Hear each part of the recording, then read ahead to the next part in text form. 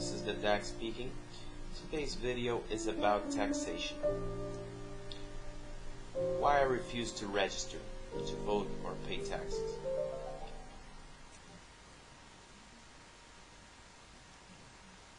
I am one of the millions of people who don't file tax returns or voluntarily pay taxes. I'm writing to explain something that you may not be aware of.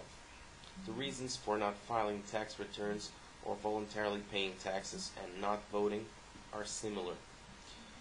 They are similar in that both taxes and voting are activities that demand involvement with that coercive institution known as government.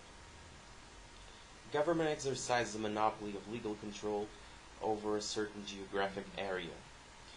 This encompasses coercive monopolization of the major services that it provides us. To fund these services, the government unilaterally imposes a compulsory levy upon us. These taxes are not based on the amount of service the government provides us, nor upon our request for them. The government does not offer us the opportunity to do without a particular service, or shop elsewhere for it, or to negotiate the price. It doesn't care if we didn't want the service, didn't use it all, or simply refused it altogether. The government declares it a crime if we refuse to pay all or part of our share. It attempts to punish this refusal by making us serve time in jail or confiscating some of our property, or both. The main reason, however, why I refuse to pay taxes is that I don't want to give my sanction to the government. I, for one, do not consent to our particular government, nor do I want to support any coercive institution. I object on principle to the forced collection of taxes because taxes are a euphemism for stealing. By stealing, I mean taking another person's property without his voluntary consent. Stealing is not an activity that leads to social harmony or prosperity. Stealing is anti-life. It is not an activity that can be universalized. If it were, it would result in death and destruction for all. Furthermore, stealing or taxation is wasteful. Everyone agrees that government money is spent unwisely, wastefully, and on at least some projects which would not be voluntarily supported by some taxpayers. But even if the spending were not wasteful or for some improper purpose, I would still object strenuously because taxes are theft. In other words, I object to the means, the compulsion used by government, regardless of how efficiently the money is spent or what it is spent on. I do not want it said about me that I cooperated with the government.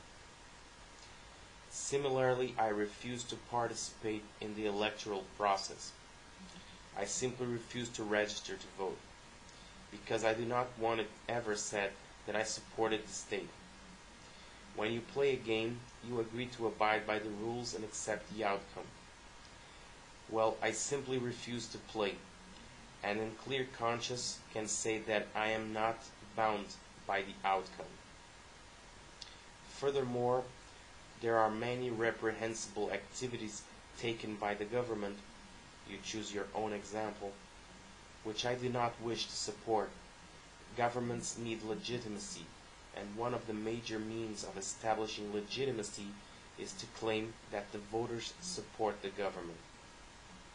Just imagine if everyone refused to vote and pay taxes. Governments would shrivel up. But before that happened, legislators at every level would probably pass laws that would make voting compulsory. This has already happened in some countries. And I quote a passage from Charles Reich. Perhaps the best way to understand those who have resisted the draft, by seeking conscious objector status, by going to jail, by fleeing to Canada, is to acknowledge that they are demanding to live and to be judged by the old standards as fully responsible moral beings. They are seeking law, not evading it. Finding no acceptable standard of conduct available in today's organizational society, they have gone to standards that are not their own personal fiat, but the old traditional standards of religion, ethics, and common law. They are saying that they refuse to act in a way that common experience tells them will produce evil. Evil that we know about or should know about. In other words, in refusing to register to pay taxes, I am going back to the old traditional standards of ethics and common law and common sense. I am refusing to act in a way that produces or contributes to evil. I rest my case. So this was the DAC. I hope you enjoyed it. Leave your comments.